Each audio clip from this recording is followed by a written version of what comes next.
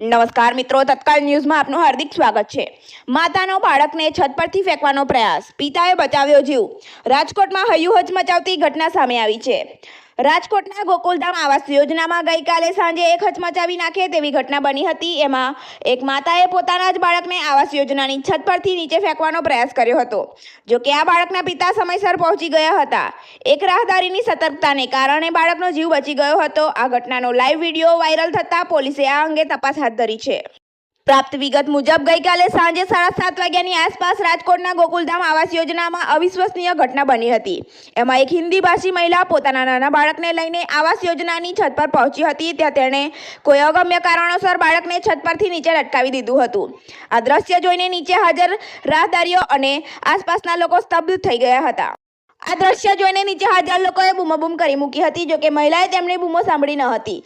સદનસીબે મહિલાના પતિ ત્યાં સમયસર પહોંચી ગયા હતા અને તેમણે તાત્કાલિક ઉપર જઈ બાળકને ખેંચી લીધું હતું। એને કારણે બાળકનો જીવ બચી ગયો હતો। આ ઘટના બાદ મહિલાને માલવીયનગર પોલીસ સ્ટેશન લઈ જવામાં આવી હતી, જ્યાં તેણે પોતાનું નિવેદન નોંધાવ્યું હતું। એમાં મહિલાએ જણાવ્યું હતું કે તે બાળકને માત્ર ડરાવી રહી હતી। જો કે આ નિવેદન કેટલું સાચું છે એ અંગે પોલીસ તપાસ કરી રહી છે। આ ઘટના બનવાના થોડા સમય પહેલા જ મહિલાને તેના પડોશી સાથે ઝઘડો થયો હોવાનું પણ સામે આવ્યું છે। શું આ ઝઘડાની અસર હેઠળ તેણે આવું પગલું ભર્યું હશે એ એક તપાસનો વિષય છે। મહિલાએ તો મીડિયા સમક્ષ આ અંગે કંઈ પણ બોલવાનો ઇનકાર કરી દીધો છે। આવા તત્કાલ ન્યૂઝને જોવા અને સાંભળવા અમારી ન્યૂઝ ચેનલને લાઇક, સબસ્ક્રાઇબ, શેર કરો। ધન્યવાદ।